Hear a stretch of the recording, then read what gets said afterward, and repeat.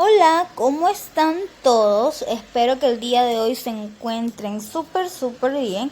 Y pues vamos a dar inicio a nuestra clase de la materia de Quichua con el tema Yuracuna. ¿Sí? Con el tema Yuracuna. En nuestro vocabulario tenemos las siguientes palabritas en Quichua y en español: Ashpaquiwa, Caspi, Cuscu y Yura. Ashpaquiwa, Caspi, Cuscu y Yura. ¿Sí? En español: hierba rastrera, palo o madera, tronco y planta. Una vez que ya sabemos nuestro vocabulario, procedemos a que usted va a escuchar y luego va a repetir después de mí. Y empezamos con Ashpaquiwa. Ashpaquiwa, hierba rastrera, Ashpaquiwa, hierba rastrera. Muy bien, tenemos la siguiente: Caspi,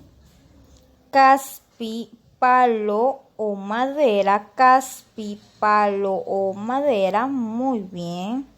Cuscu, tronco, Cuscu, tronco.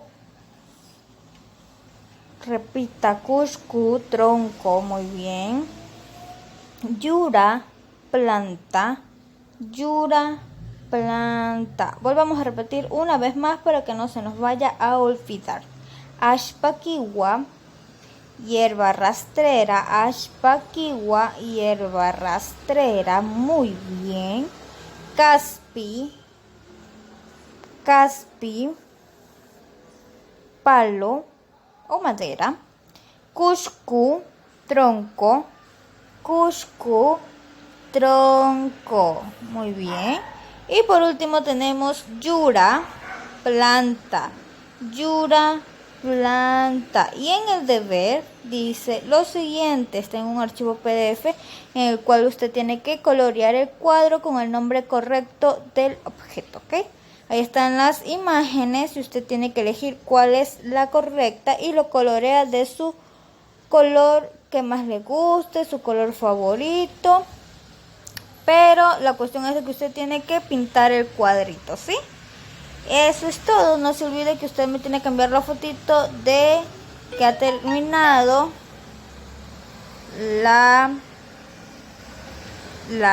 actividad y me lo envía al WhatsApp, ¿sí? Sin más nada que decir, yo me despido. Hasta la próxima.